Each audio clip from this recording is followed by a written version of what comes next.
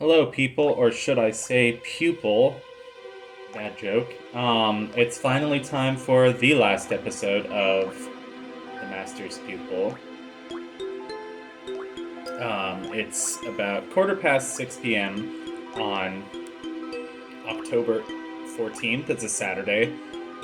Oh, my voice kind of feels funny. Maybe I should take that as a sign to not record. But I'm gonna record anyway.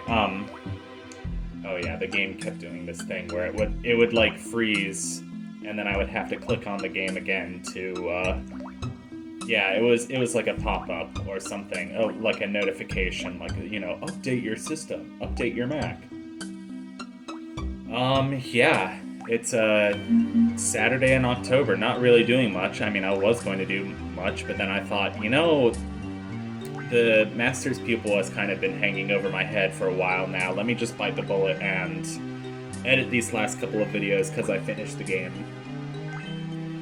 These last couple of puzzles were interesting. I mean, I liked the way that they were all connected, like one big puzzle, and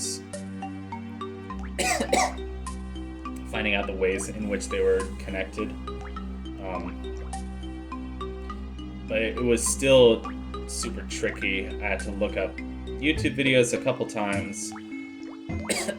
I wonder why my throat feels so funny. I don't know, I just get a really dry throat sometimes.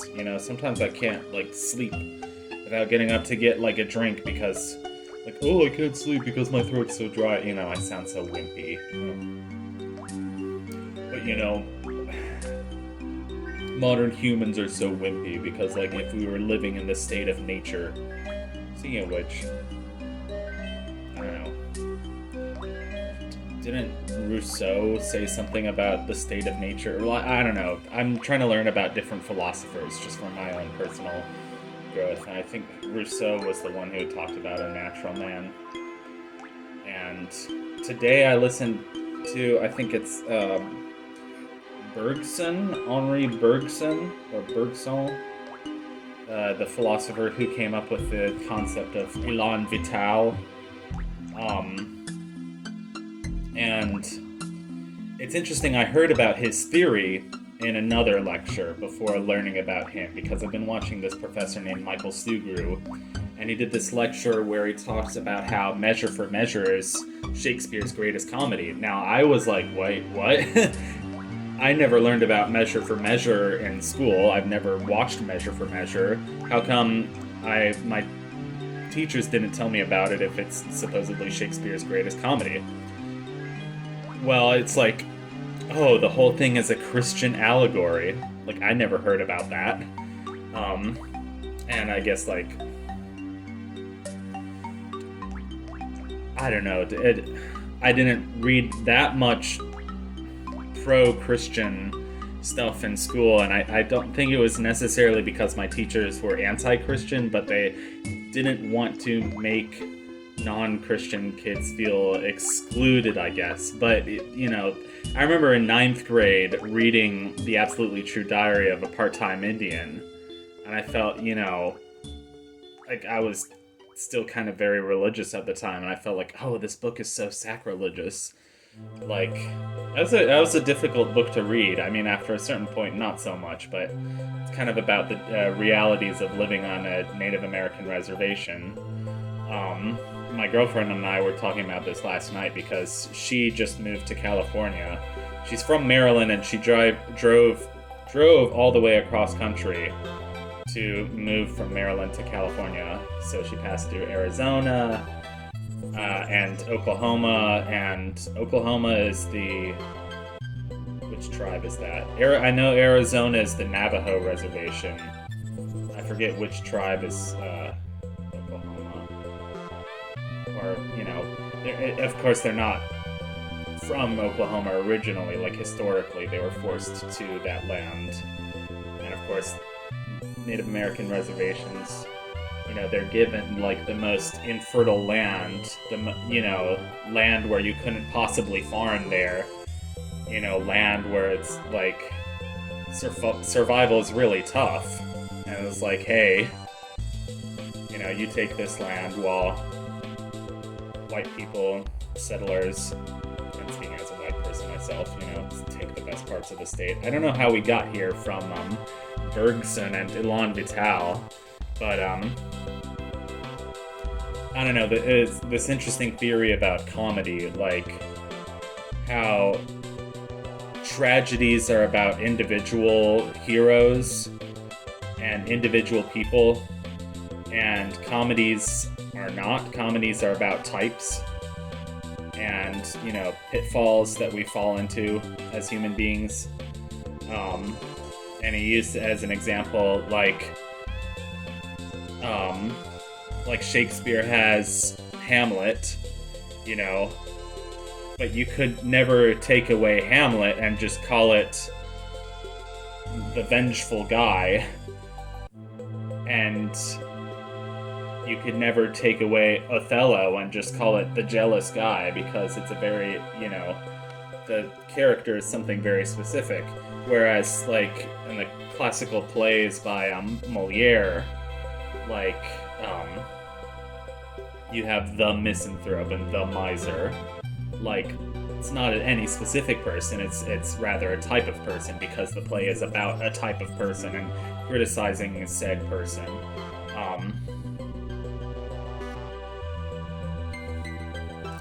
But,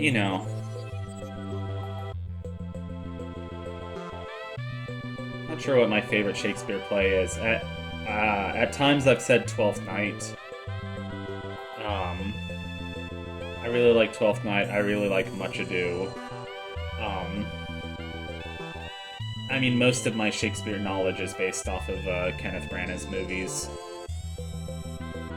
So, like, Henry V, Hamlet. Hamlet's really good. Just as a person, I tend to prefer comedies over tragedies. I mean, I kind of flip-flop. There are definitely seasons when I prefer tragedies to comedies, and seasons, but I think overall, like, I prefer comedies to tragedies. Like, I've always enjoyed art and just things that was uplifting and gave me a uplifted perspective on life and gave me something to laugh about rather than, heavier stuff. But, most people like the heavier stuff. I don't know. It's not that I'm not a, person who it's not that I don't deal with heavy thoughts or heavy feelings. It's just that sometimes I like escaping from those feelings. This puzzle in particular almost made me feel insulted. You want to be blue, but there's a red stream in the way. So you're like, okay, let me find a way to be blue and then rise up to the top. Rise above every difficulty. I don't know why I'm talking like this. Matthew McConaughey, Larry the Cable Guy, Adam Sandler. It's like these people that were such a big deal in the 2000s and like shaped everybody's sense of humor. Maybe not everybody, but basically you go up to the top, you become blue, and then you just jump over. You jump over everything, and it's like, okay, now I'm blue.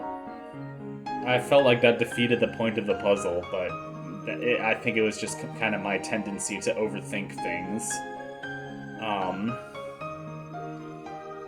Here's music from Mario Galaxy, a game which I've beaten twice, I think. It used to be one of my favorite games ever, but I haven't played it in a while.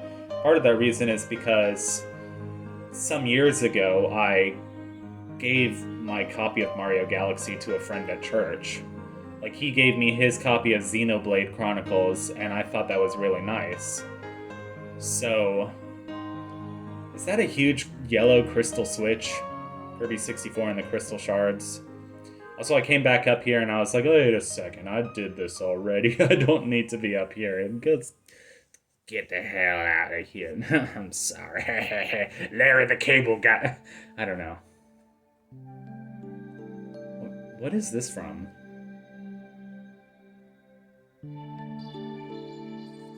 No, seriously, what is this from?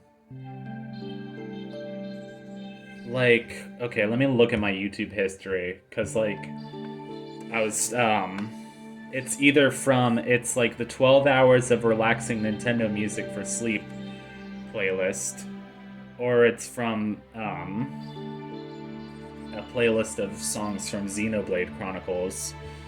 Um, was it the playlist of, thing?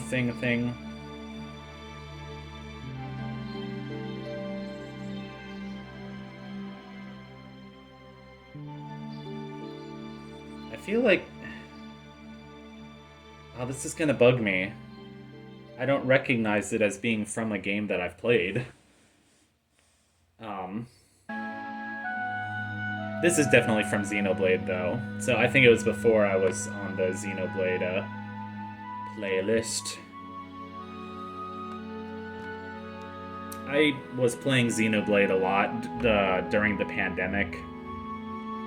And just grinding a lot and getting pretty far. I got pretty far up to the end of that game. And then I was just, like, stuck at the final boss, and I was like, well, it's the final boss. It's probably going to be harder than my skill level can handle, so might as well just quit there.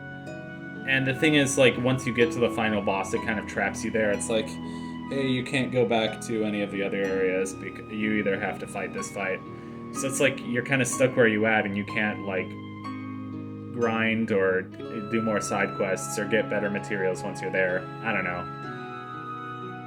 I do better with simpler games like platformers and stuff. I mean, I really like RPGs. It's like addicting the way you can, you know, keep making your characters more and more powerful so that you can take on bigger and bigger challenges. Anyway, you have to get the yellow thing stuck in the bigger thing, and then that gets rid of the yellow crystals. Kirby 64, the crystal shards. I need a nap, man. It's been a long day of doing nothing, and I need a nap. It's a very rainy day outside. I kind of like it. It's kind of relaxing, but it also wants me to just, like, stay home and eat ramen. Like, just... Sometimes I'd rather eat a meal that I make myself. I talked about this earlier. Than, like, go to the cafeteria and be at the mercy of the cafeteria food, which may or may not be really greasy and may or may not make me feel sick afterwards. You know, but just eat something nice and comforting, like ramen out of the packet that I can just cook myself. I don't know.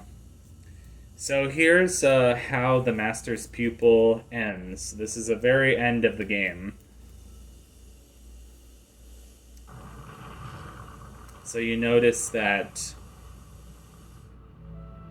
you're floating through this giant black void, and then you zoom out and it's green. It's this green texture, and you keep zooming out. And then there's something sharp poking into it, and then you realize, wait a second, it's starting to look like a pupil. And then you think about the game. The name of the game is The Master's Pupil. It's all about Monet. It's like, well, a pupil is the center of an eye. So the whole game was in his pupil. And it was how he saw the world. And all those weird green... You remember I kept complaining about, like, all the platforms are weird green worms and green spaghetti. Like, that's supposed to be... You can kind of see it there as the texture of his eye. Like, whatever, you know, the part of it that's green, the part of it that actually has the color. And then it zooms further and further out, and you can see more and more of his face. Kind of cool, actually. I like the idea of the game. I might not love how the game was executed. Also, I kind of was like, why is there such sharp things, like, pointed into his eye? I guess he's getting his eye examined by, like, a doctor, and those are, like, tools for looking at his eye or something. But it's very kind of unnerving the way his eye is kind of just being propped open. You can see more and more of his face. You can see those are his eyebrows. Those are maybe like a doctor's hands with gloves. There's his nose in the top left, his mustache in the top left, his sideburns in the bottom left. And those are the credits for the games, the Kickstarter backers. It's so small. I don't know why you made the text for the credits so small. I mean, I could read it when I was doing, like, recording this game on my big screen on the Mac. So yeah, we just beat the Master's Pupil. It was okay, I guess. But I'm really thankful to be done with this playthrough. I can finally breathe a sigh of relief that I made it through this game. The end of the game, it just loops back to the very first level, so it's not really much to show. Thank you for watching, and I'll see you guys in the next one.